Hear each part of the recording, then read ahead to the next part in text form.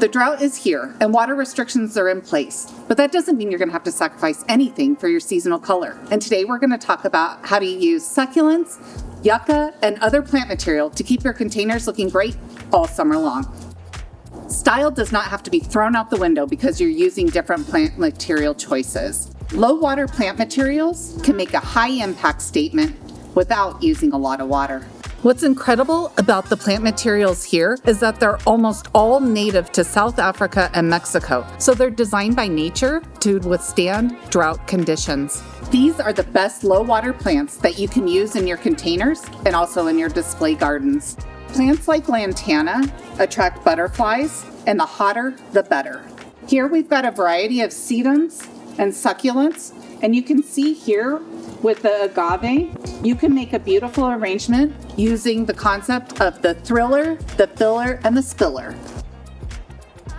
An additional plant that I love to include is lavender. It smells great, it uses almost zero water after it's established, and it blooms all summer. If you pair that with some moss rose and some lantana, you're going to get blooming all summer long. And the reason that these plants do so well is because they're designed by nature to retain and hold more water within inside their leaves. Plants like lavender, the lantana, the varieties of sedums and Echeveria, the pencil cactus, and the agave all naturally need less water. Again, the hotter the conditions, the better. The number one mistake that people make with these drought-tolerant plants is overwatering. When it's hot, you think you need more water, but you don't.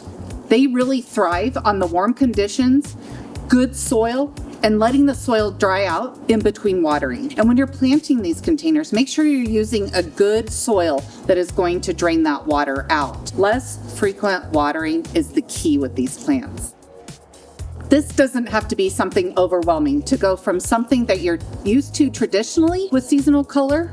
Let's just start small. Even if you do one container, it can look more intentional and more modern. A pro tip is not to overwater. In fact, these plants should be placed on hardscapes because that additional heat is really going to help. The golden rule here is to water deeply but less frequent.